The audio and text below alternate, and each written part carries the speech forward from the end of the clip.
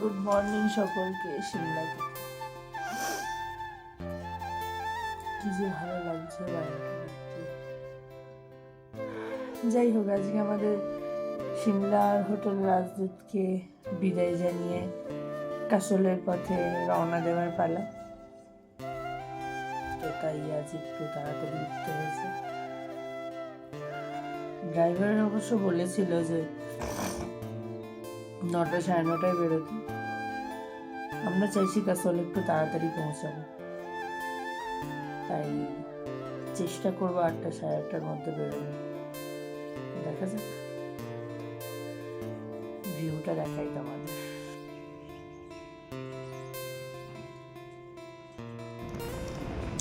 So hello everyone, welcome or welcome back to our channel.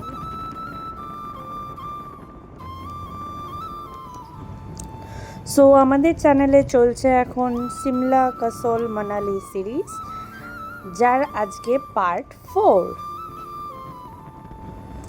আজ সিমলাকে বিদায় জানিয়ে যাবার পালা castle, the most beautiful village I heard about.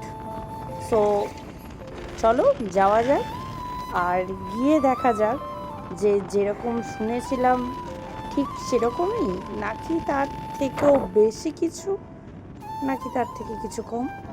So let's go to explore castle.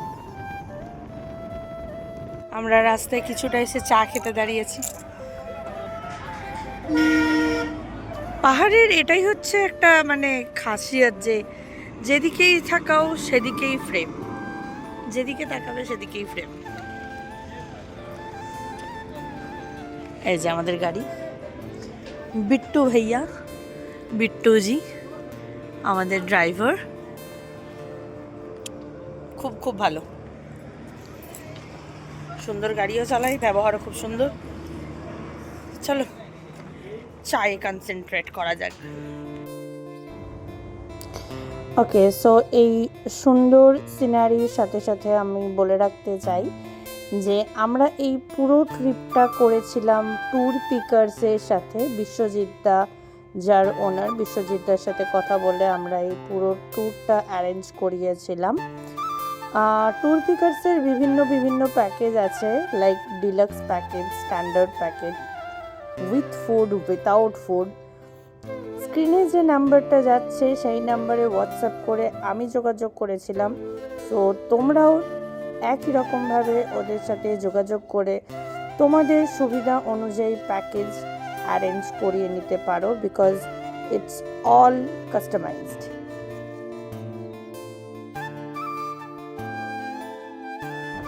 দুপুরে মধ্যাহ্ন ভোজনের জন্য আমাদের গাড়ি দাঁড়িয়েছিল Ashoka dhaba.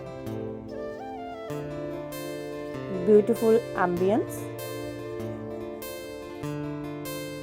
with delicious food.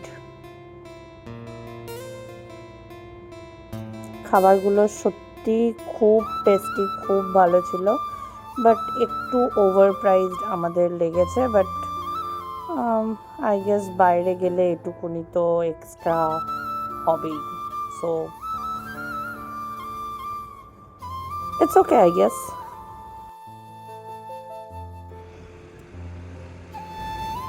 পেট পুজো শেষ করে গাড়িতে উঠতে না উঠতেই বেশ কিছুটা গিয়ে আমরা পৌঁছালাম পান্ডো ড্যাম। অসাধারণ সুন্দর জায়গা, খুব শান্তি, মানে শান্ত স্নিগ্ধ জল আর তার সাথে আকাশ। এখান থেকে রোপওয়ের ব্যবস্থা আছে বগলামুখী মাতা টেম্পেলে যাওয়ার জন্য, ওই সাইডে। Per person 350 for adult.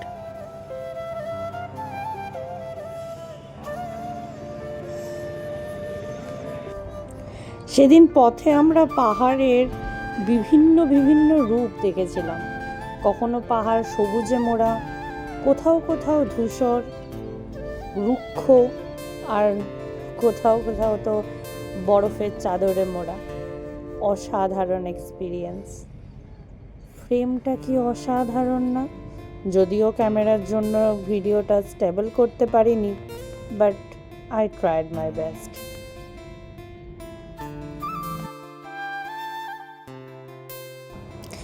এখন আমরা চলেছি ব্যাস নদীর সাথে। এই নদী কিছুটা গিয়ে মিশবে পার্বতী নদীতে। একই নদী, বিভিন্ন জায়গায় বিভিন্ন নাম। যেই আমরা পার্বতী নদীর সঙ্গ পাবো, বুঝবো আমরা কাসলের খুব কাছে পৌঁছে গেছি।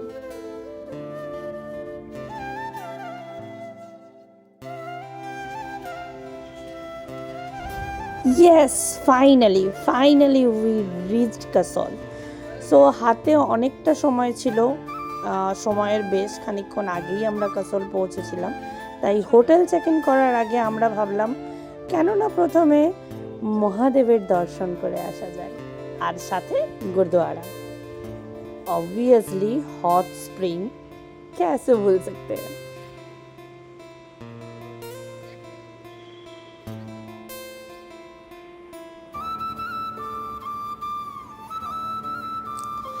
হিমাচল প্রদেশের কুল্লু জেলায় পার্বতী নদীর তীরে অবস্থিত মণিকরণ হিন্দু ও শিখ ধর্মের এক পবিত্র তীর্থস্থান। পৌরাণিক কাহিনী অনুসারে এখানে দেবী পার্বতীর হারানো মণি খুঁজে পাওয়া গেছিল। জনশ্রুতি অনুযায়ী ভগবান শিব ও দেবী পার্বতী এই স্থানের সৌন্দর্য মুগ্ধ হয়ে দীর্ঘ সময় এখানে অবস্থান করেছিলেন। এক সময় পার্বতীর মণি নদীতে পড়ে যায়, যা শেষ পর্যন্ত শেষ নাগের সহায়তায় ফিরে পাওয়া যায়। এই ঘটনার কারণেই স্থানটির নাম মণিকরণ। আরও জানা যায় মহাপ্রলয়ের পরে মনু এখানেই মানব জীবনের পুনর্গঠন করেছিল। হিন্দু বিশ্বাস অনুযায়ী প্রলয়ঙ্কারী বন্যার পর মনু এই স্থানেই প্রথম মানব জীবন ও সভ্যতার নূতন শুরু করেছিলেন। আর শিখ বিশ্বাস মতে গুরু নানক দেবজি এখানে পরিভ্রমণ করেছিলেন। শিখদের বিশ্বাস অনুযায়ী গুরু নানক দেবজি তার অনুগামী ভাই মর্দনার সাথে এখানে এসেছিলেন। ভাই মর্দনা ক্ষুধার্ত অবস্থায় গুরু নানকের নির্দেশে এখানে গরম জলের কুণ্ডে রুটি রান্না করেছিলেন, যা শিখ ধর্মের একটি গুরুত্বপূর্ণ ঐতিহাসিক ঘটনা। এখানে আজও উষ্ণ প্রস্রবণের গরম জল দিয়েই ভোগ রান্না করা হয়। আমাদের রুম দেওয়া হয়েছে 303। ওকে, ঢুকে এখানে একটা মিরর, ওয়াশরুমটা বেশ বড় সড়ো, গিজারের বন্দোবস্ত রয়েছে। হ্যাঁ, উডেন ফিনিশ। এখানে এই বেড, সিটিং প্লেস। এখানে কি আছে? ওকে, এটা হোটেলের এন্ট্রান্সটা। আমাদের গাড়ি ওই নিচে দাঁড়িয়ে। আর দ্য মেইন অ্যাট্রাকশন ইজ এখানে balcony with sitting arrangement and এই যে পার্বতী নদী। এই নদীর আওয়াজটা, এইখানে সিটিং অ্যারেঞ্জমেন্টগুলো সবই হোটেলেরই। আমরা যাব কিছুক্ষণ পরে বসতে ওখানে। আর ওই দূরে পাহাড়ের মাথায় বরফ দেখা যাচ্ছে।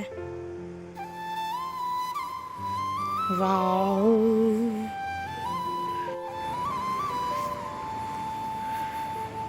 আমি ব্যালকনিতে এসে বসেছি। বসে আমি শুধু এটা দেখে যাচ্ছি। মানে আমি বোধহয় ক্যামেরাতে বোঝাতেই পারবো না কি দেখছি, এটা সম্ভবই না।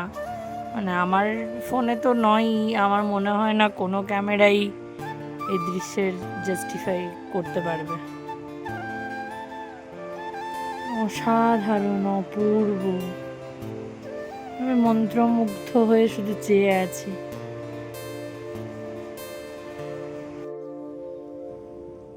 সন্ধেটা আমরা চলে গিয়েছিলাম কাসল মার্কেট। মার্কেটটা খুব ছোট্ট কিন্তু খুব সুন্দর, বাট হাই প্রাইস।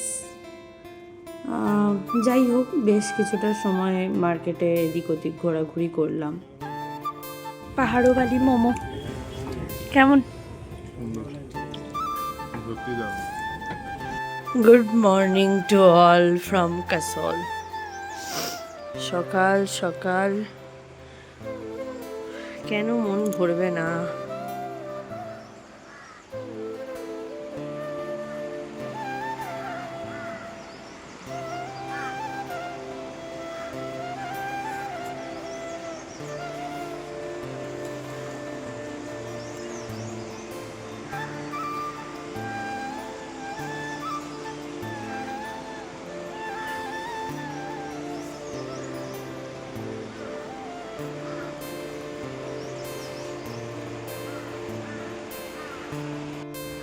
এই হচ্ছে আমাদের হোটেল। এদিক দিয়ে এন্ট্রান্স। এখানে সুন্দর বসার জায়গা করা আছে। আমরা ব্রেকফাস্টে এখানে বসে করব। And this is the view.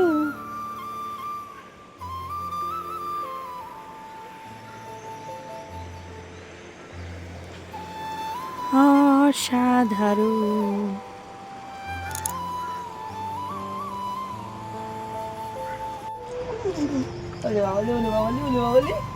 যা মুখ ঢুকিয়ে দিয়েছে, মুখ ঢুকিয়ে দিয়েছে।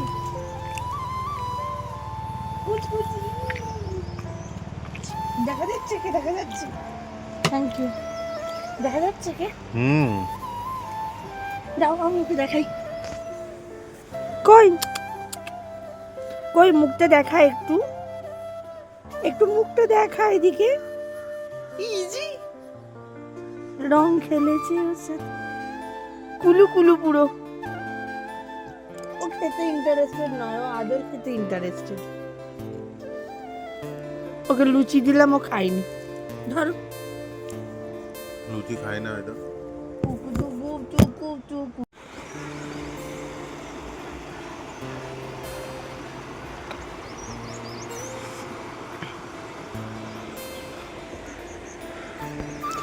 কাসল আর পার্বতী নদীকে বিদায় জানিয়ে আমাদের এবার যে রওনা দেওয়ার পালা মানালির পথে। খুব শিগগির দেখা হচ্ছে নেক্সট ভিডিওতে, পার্ট 5 উইথ মানালি। ততক্ষণের জন্য টাটা, বাই বাই সকলকে। ভিডিওটা ভালো লেগে থাকলে অবশ্যই শেয়ার করো, and also do subscribe the channel with the bell icon. Tata.